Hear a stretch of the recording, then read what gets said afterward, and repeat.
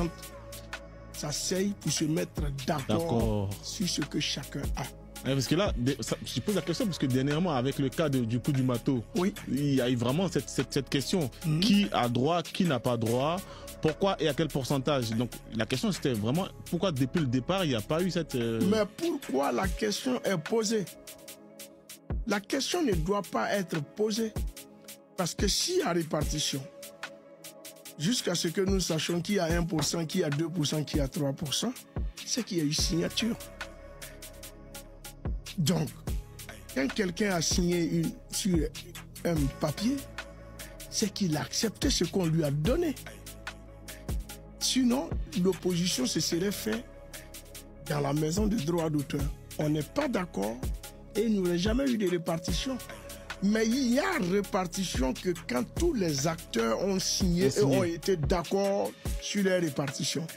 Donc, tous les palabres que nous faisons, c'est peut-être des palabres d'internet, on rentre dans des émotions, on part de gauche à droite et tout. Mais on ne peut pas dire à quelqu'un, tiens, tu as 1%, forcez, prends ça. Mais non. Si la personne n'a pas signé, on ne lui donnera pas 1%. La personne a vu 1% devant son nom. Elle était déjà d'accord, elle a vu, il a signé. Il était déjà d'accord, il a signé. Bon. Donc la discussion n'est plus à notre niveau. La discussion devait se passer en amont. En amont. Alors c'est simple, quand ton envoi l'a fait, ah non, je ne suis pas d'accord. Pourquoi tu me donnes 1%? Non, je ne suis pas d'accord avec toi.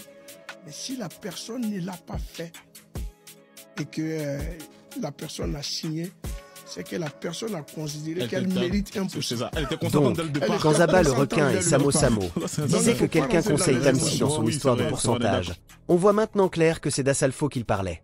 Ah, donc il y avait bel et bien un grand Manitou derrière tout ça?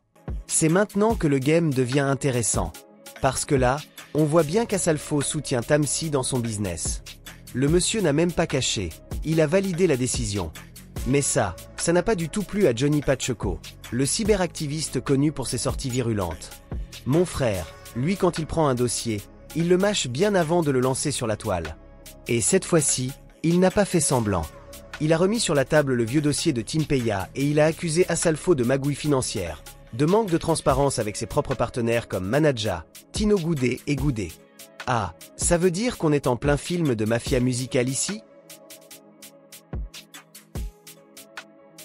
Tansir mérite-t-il vraiment ses 87%? Décortiquons la répartition des revenus dans la musique. Avant de juger, faut d'abord comprendre comment on divise l'argent dans la musique. Qui gagne quoi dans une musique? Quand une chanson sort, l'argent se partage entre plusieurs acteurs. L'auteur-compositeur, celui qui écrit les paroles et fait la mélodie. Le beatmaker, producteur musical, celui qui fait l'instrumental. L'interprète, chanteur ou rappeur, celui qui pose sa voix. Le producteur, label, celui qui finance le projet, le studio, la promo. La plateforme de streaming, Spotify, Apple Music, YouTube, qui prend aussi un pourcentage le cas de Tansir. Il fait quoi exactement? Si Tansir prend 87%, c'est qu'il ne se contente pas juste de poser sa voix. Le gars est beatmaker, compositeur, producteur, et peut-être même distributeur. Ça veut dire qu'il fait presque tout le boulot. Regardons comment ça marche habituellement. Cas normal d'un artiste signé en label. Auteur, compositeur, 20 à 30%. Beatmaker, 15 à 20%. Interprète, 10 à 20%. Label producteur, 40 à 50%. Streaming distributeur, 10 à 15%. Ici, l'artiste, interprète, touche une petite part. Parce que le label prend en charge l'enregistrement, les clips, la promo, les concerts. Cas d'un artiste indépendant qui gère tout lui-même. S'il compose, écrit et produit, il peut prendre 50 à 70%. S'il finance aussi la promo et la distribution, il peut aller jusqu'à 80%. Les plateformes de streaming prennent toujours leur part, 10 à 15%. Donc si Tansir fait tout, instru, mélodie, écriture, production, mixage, promo, distribution, alors oui, il peut revendiquer une très grosse part. Est-ce que 87% c'est trop? Là, c'est le débat. Normalement, même un artiste qui fait tout ne prend pas plus de 80%, parce que les autres intervenants doivent aussi être payés. Si Tansir a des co-auteurs, des ingénieurs son, des artistes sur le son, alors ils doivent avoir leur part. Si c'est un simple featuring où l'autre artiste ne fait que poser sa voix, alors 10 à 15% c'est normal. Mais si l'autre artiste a coécrit, co-composé, apporté sa patte artistique, il doit toucher beaucoup plus. Conclusion, Tansir, escroc ou génie. S'il fait tout de A à Z, alors ces 87% sont justifiables.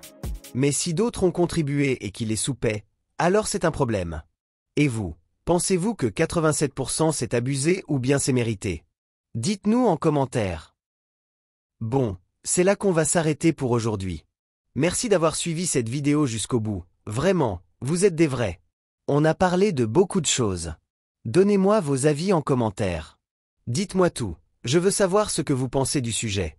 N'oubliez pas d'aimer la vidéo, de partager et de vous abonner pour ne rien rater des prochaines actus.